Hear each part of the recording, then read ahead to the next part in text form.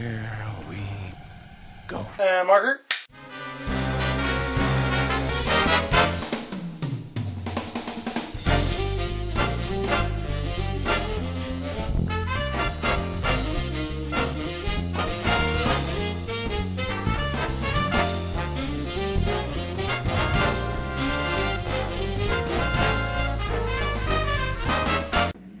Welcome to Mergy Movies. We are back again.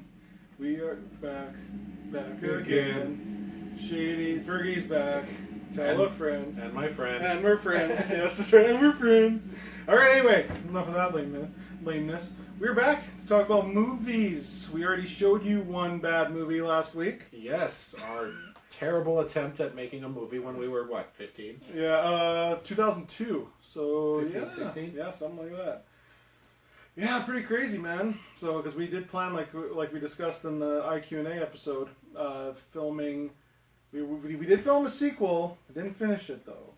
So we'll talk more about that as time goes on. We're gonna share more nostalgic moments on this show and on IQ Not Applicable, because it is applicable on that show too. And and we'll be showing more of our sketches too. So watch out for that.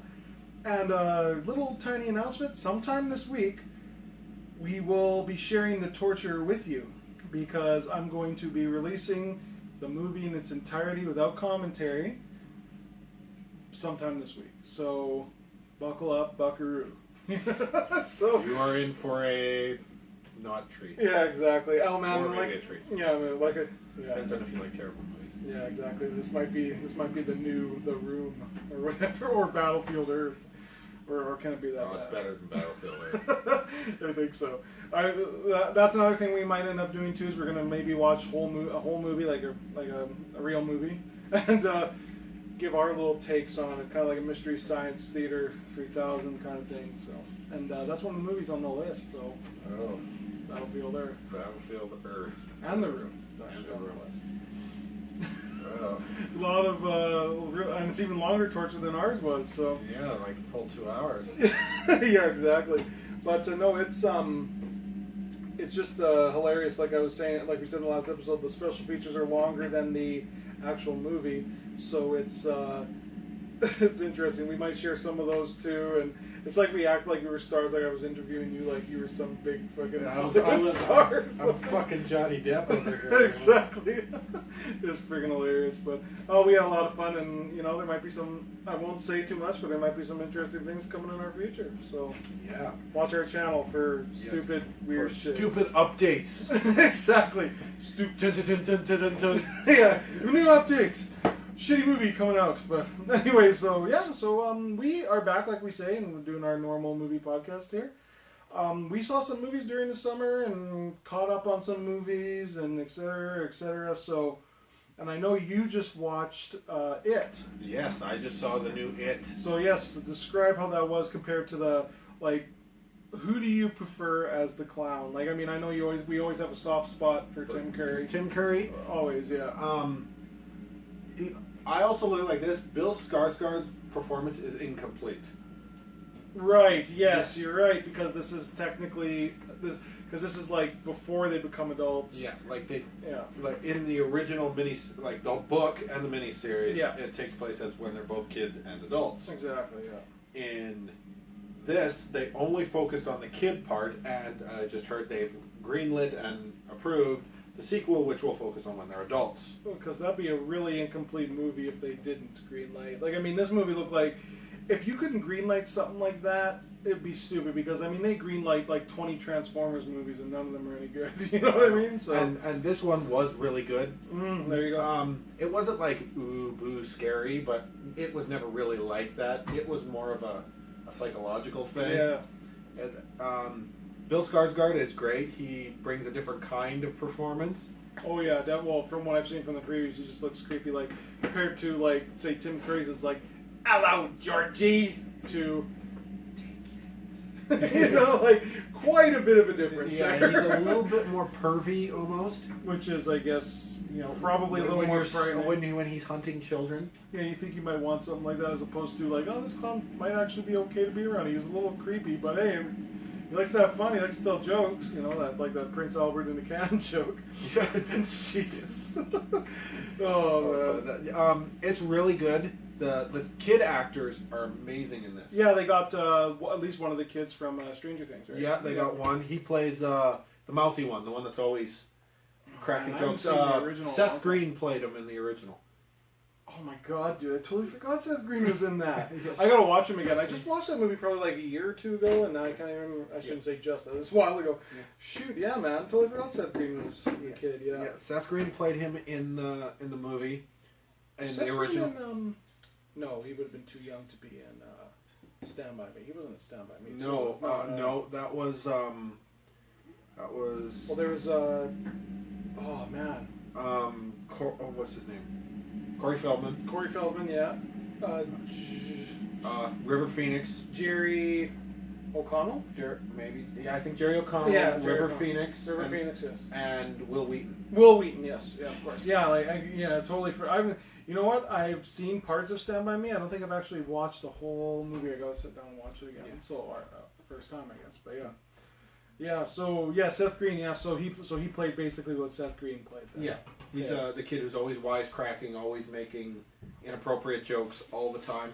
The kid's chemistry is amazing. Mm-hmm. Like the back and forth banter. It almost felt like a Lethal Weapon movie, like Mel Gibson and Danny Glover. Oh, okay. The way they banter back and forth. Oh, sweet.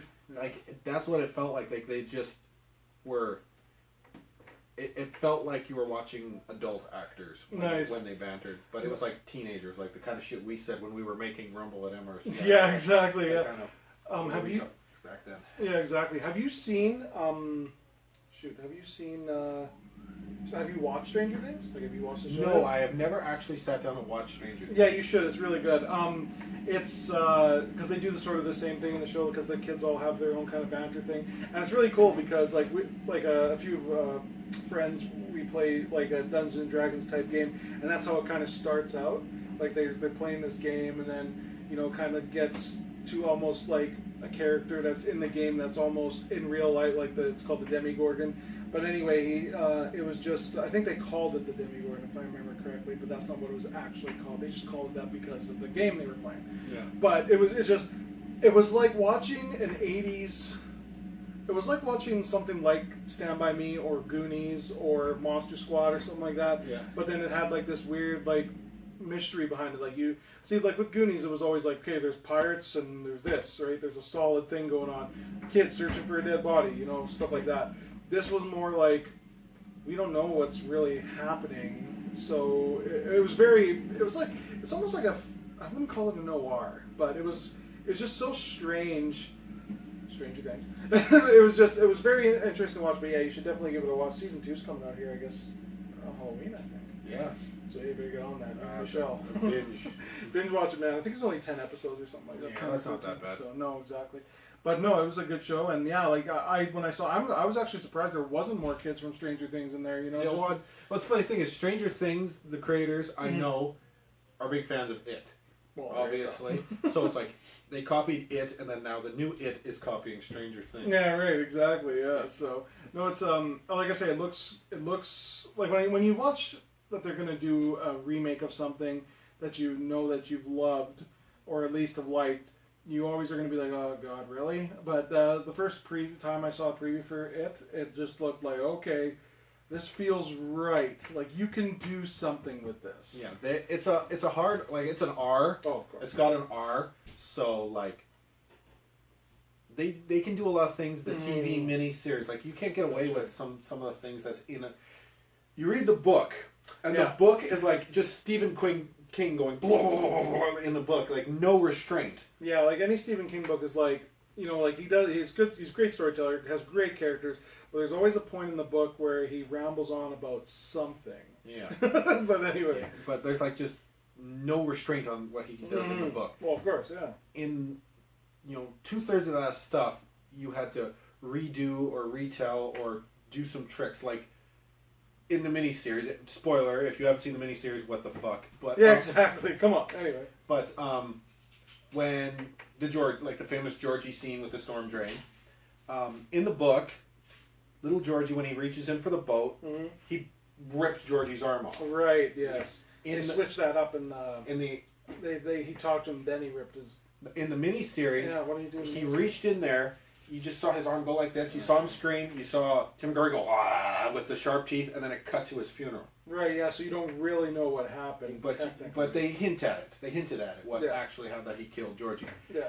In this one, you see him rip Georgie's arm off. Nice. And Georgie's trying to crawl away. Oh Jesus! And he grabs Georgie and drags his bloody body through the storm drain. Wow. All right. If you have here's the one big warning I will give people who watch this movie. What? If you have a problem with seeing children get hurt, don't watch this. Don't watch this movie because it's a hard R. Oh man, yeah, yeah. That's the thing. Like they always, like even in like R movies, they always a lot of the time they steered away from hurting children. Yeah. Usually, but yeah, it's lately that like I mean I guess it's would you call it progression? If they can show like say because women at one point to show a woman fully like torn apart or something, like at first until like the like the trauma horror flicks came and it's just like whatever, Yeah. But yeah, like to see a kid, kids were always, I wouldn't say untouchable, but like they wouldn't show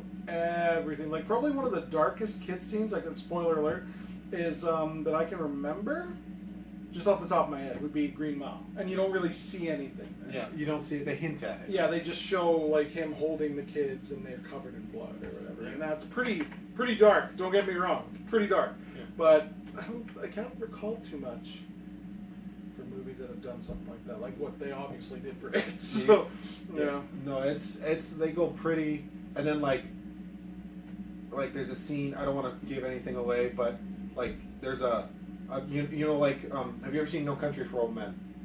No, I gotta get on. He has his gun, his weapon of choice, right. is one of those prod shooters that they used to kill cattle. It's Right, I heard about that. It's a hydraulic thing that basically you put against their head, and a hydraulic or a freaking gas powered bolt just goes boom right into their head. That'll do it. Yeah.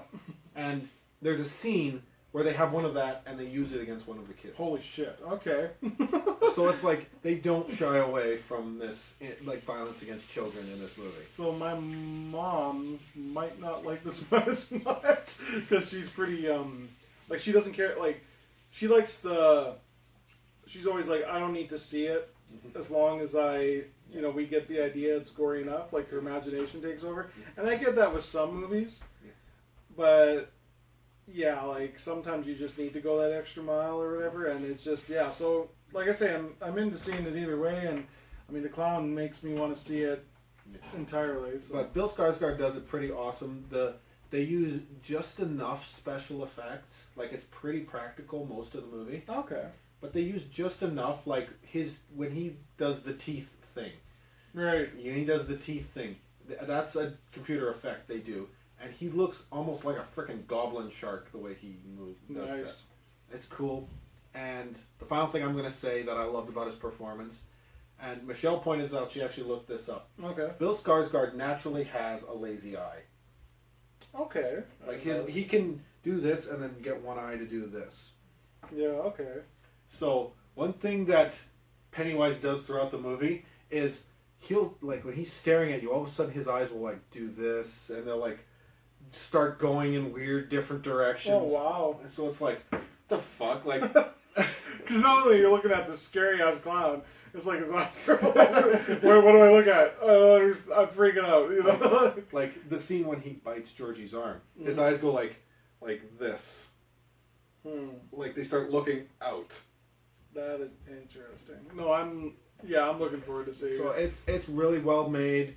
They put the time and the effort in. It's excellent. Nice. Yeah, I'm looking forward to seeing it. I'll say one more thing about it before we move on to other movies, before this becomes a whole 8 episode.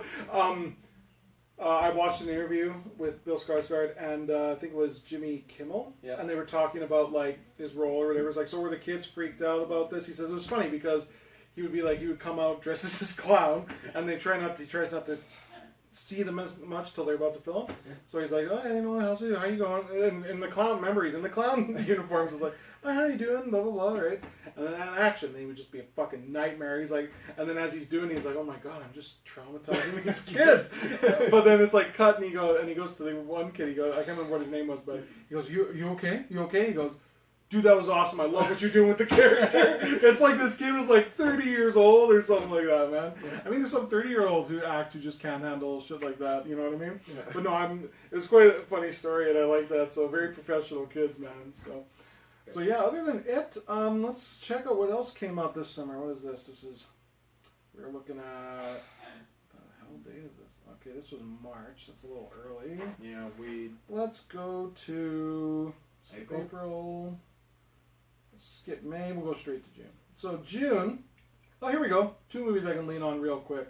I'll do this one very quick because it was just a little kid movie I just watched recently. Mm-hmm. I just watched Captain Underpants, the first epic movie with Chloe. So because I know about the books growing up and whatever. Like, have you seen it? No, my brother though he lives for Captain Underpants. He has. The Mason okay. Has the whole stack of Captain Underpants. Does he? Yeah. that's funny.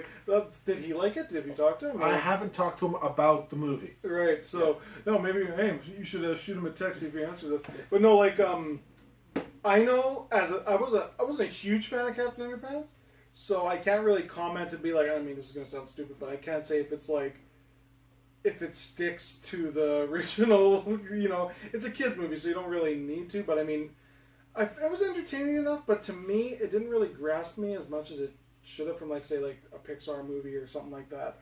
So, excuse me, I thought it could have been a lot better. It was entertaining. It wasn't bad.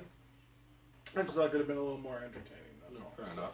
But yeah, and we'll discuss the next one, which is Wonder Woman. The big movie of the summer. The big movie of the summer, Wonder Woman. Wonder Woman. Awesome. DC has kind of been struggling with their extended universe. A little bit. I think Patty Jenkins figured out how to do it. Yes. She figured out how to do Wonder Woman. She figured out how to do the DC universe. And the answer is, don't make everything like Batman. Exactly. Holy shit. The dark and gritty and gloomy, that works for Batman because Batman is dark and gritty and gloomy. Yeah. And Wonder Woman was gloomy because it's about war. I mean, come on. The war scenes were gloomy, but the thing is she wasn't. No, she was. She's what a hero is supposed to be. It gives you hope. Yeah. Unlike in Man of Steel, where it's like, this is how I'm going to shorten up Man of Steel for you. It's like, I guess I kind of got to save people. I have these powers, I guess. I could save my dad, but my dad said no. It's just, I mean, okay, it wasn't terrible. It was just, there's so much, and it was so dark. It was a Superman movie or whatever. Anyway, the Wonder Woman, it just is like, oh, this is shitty. It was like the opposite, right? It was like, shittiness is happening. But here's this bright, shining light, just interjects herself in this, and she just helps everybody. She helps who she can. Oh, it was just great. It was dark when it needed to be, but she was never dark. That's right. She was always the bright beacon. And you notice that's one thing Marvel does really well, is they understand. They're a little too light sometimes. Sometimes, yes, I agree. Yeah. They're a little, like Civil War it could have been a lot darker. Yeah, a lot darker. But they understand, partially because it's Marvel Studios, so the actual company who made these comics is making the movies too. Yeah. So, but they understand what the characters are. Yes. Like another movie we saw this summer, Spider-Man. Yes. They got what Spider-Man is. He is a lippy teenager. Yeah. Who apparently didn't even know what, in Civil War, didn't know what the Empire Strikes Back was. The walking thingies? As a nerd, I was like, well, you son of a bitch. But anyway, sorry, going on. But yeah, anyway. Yeah, but they understood what he is. Yes. They understood how to produce Spider-Man accurately on the screen. And dude, Michael Keaton. I fucking love Michael Keaton, oh my man. Another knock against Marvel, that Michael Keaton was sort of off of. Michael Keaton is actually a good villain. Yes, he is. Yes, I agree. Like, he could go up. Like, he was obviously a more lighter villain, if you can say that. He was just kind of like. But he worked for what this story was. Like, he was perfect for this. Like, the scale of the story. It wasn't the world is ending. It's you understood his motive. You could actually get behind him. Oh yeah, definitely. Like I totally feel for the guy, and that's what you gotta have. It's like what they do with Vincent D'Onofrio in Daredevil. Yeah, he's like you wouldn't think that Kingpin would be a likable character. He's like he's fucking dick, and then all of a sudden they give this backstory and you're like, man, I feel for this dude. Yeah, I shouldn't, but I do. Yeah, you have to make the villains interesting. Exactly. They have to be, if they're one dimensional. Like one of the greatest quotes from Captain Picard on Star Trek. Mm-hmm. Villains who twirl their mustaches are easy to spot. You know? Yeah, oh yeah, for sure. Oh, I'm evil. Yeah. The real villains are ones who are clothed in good intentions. That's right. That's right. Could you say that though? Because a lot of people with I mean, you could say that, but I'm saying, could you say that with Ultron, for example? Because did he have good intentions? Because he was trying to save I look at himself. Ultron as sort of a comic booky, Marvel up version of like Skynet. Yes, I see that. Yeah. But I do gotta say though, like that fucking James Spader voice. Yeah. It's just like when he spoke on the trailer, I was like, oh man, that's good. Yeah, that's good. Like he was a great choice to play Ultron. Yeah, really. But he again one of those villains that fell short at the end, got killed too quickly. But anyway. Yeah, Marvel has like outside of Loki and what they do on their Netflix shows. Yes. Yeah. In the movies, outside of Loki, they really struggle with their villains. Yeah, and Loki's becoming like even almost more likable character than Thor at this point, you know? I am looking forward to seeing Thor Ragnarok. Yeah. Looks awesome. I didn't even know what to expect. It was like Thor, because I didn't really like Thor 2 that much. It was okay. Thor 2 was... You know what they missed? The first movie, they got the right people doing the right things. Yes. The person that I missed, really, really missed, was the directing of Kenneth Branagh. Yes, I agree. Kenneth Branagh's directing in the first one. He knows how to handle mythology and, like, he's a Shakespearean guy. Obviously, he loves Shakespeare. Oh, yeah. But, you know, mythology and this sort of epicness and all these sorts of things. He's got a light enough side that Thor was still funny enough. Mm-hmm. Oh, yeah. Yeah, but... Another! I love that. It's one of the best scenes of Marvel stuff. Anyway. But, yeah, like, he had it. Like, he figured out Thor, how to put him on screen, how to make it all work, and it was really good. Yeah, because, like, going into it, you're like, Thor, it's like, that's interesting. What are they going to do with this guy? And Kenneth Branagh nailed it. Oh, yeah. As a director, he's one of the best working in Hollywood. Of course, yeah. Now getting back to Wonder Woman. Yes. Yeah, big segue. Yeah, back to Wonder Woman. The villain was a little floppy, weird, but I think the best villain was War. That was the best parts, when the War was the villain. Yes, exactly. I agree. When World War I was the villain, that was the best stuff. Like the Ares and the weird, freaking stereotypical Nazi German dude of course, was really kind of lame. But the War, like when she was in the war doing all of that stuff, and it just, that worked. Like, she was the bright light. DC had a superhero that wanted to be a superhero. Yes, and I love like the memes they have of this, where it's like, they have like Wonder Woman off far away, and they have like Batman, Superman off on the other side. It's like, can we come with you? Like, can we play? Kind of thing. It's like, can you ask her to join us? No, you ask her. Kind of stuff like that. No, she's just. You know how like people say, like, this is personally for me. I know probably a lot of you feel the same way. Christopher Reeve will always be Superman to me. Can I pinpoint a good Batman? I'm still gonna have to go with my Michael Keaton. Yeah. I just like Michael Keaton a lot, but I can't. It's hard for me to pinpoint a really good Batman. I love Ben Affleck's portrayal of Batman, but I can't pinpoint it. But there's just certain actors and actresses that you can, like, yep, that's who this person is, and you can't picture anybody else. She is this for me. Oh, she is Wonder Woman. She is Wonder Woman. Like, no offense to Linda Carter, I'm sorry, she knocked this shit out of the park. And we were really skeptical, like, who is this skinny little girl? Yeah, I didn't know who the hell she was. From Fast and the Furious. Yeah, exactly. Like, and like, a lot of people were being like doing the racial thing, like, she's Israeli and all that shit like that. It's like, she was awesome. She was great. And I just forgot her name, the director. Patty Jenkins. She color. Oh my God, color in a DC movie. Oh my God, really? Like the whole on Themyscira, all this stuff there was like. And you know what's funny? I don't know if this is like a battle of the sexes sort of thing, but with all the the women and sort of it's all brightly colored. The moment everything got dark is when the men showed up. Oh, that was a Patty Jenkins thing. I guarantee you, she's like, turn that down a bit. What do you mean? Just turn it down. Whenever men enter a room, it's dark. What do you... Hey, and I'm not fighting it. That's freaking funny, and also, you know, makes sense. Yeah. You know, because they were fine until this freaking guy showed up. You know, they were just living, going around, scissoring each other, and everything was okay until this guy showed up. And another great thing about that movie, Yeah.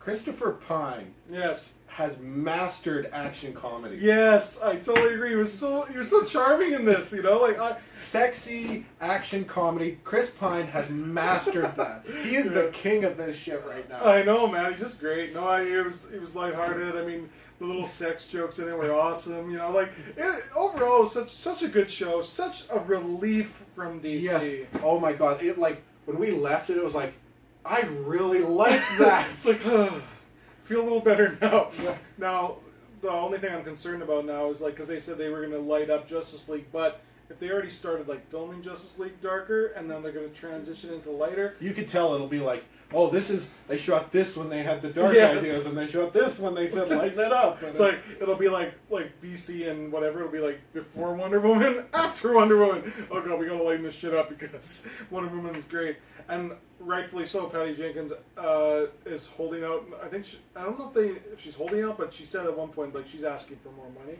and give her whatever the fuck she wants. She is Okay? worth every fucking penny. You know what? Give her like I know they brought in I think Josh Whedon, Josh Whedon. He's doing Batgirl, I believe. Yeah. So like bring in people like that. Yeah. You know what I mean? Like him and Patty Jenkins. You know who's doing the Batman movie?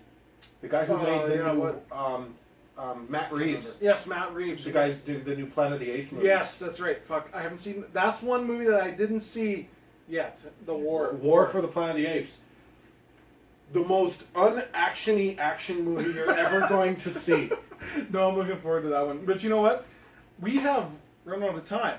So what we're going to do is we're going to make this, why not? We'll make it a two-parter. Fuck it. So what we'll do is we'll come back and finish discussing the rest of our summer movies next week. And you can see us ramble on about Wonder Woman and Scary Clowns. Yeah. Oh, not this time. That's what we did this one. We'll find something else. We'll find something for the next one. So until next time, I'm Big Mike. I'm Justin Ferguson. And they all float down here. God, that was such a creep. That kid. Poor bastard, Georgie. Holy fuck. The kid they got playing Georgie, he's like got that.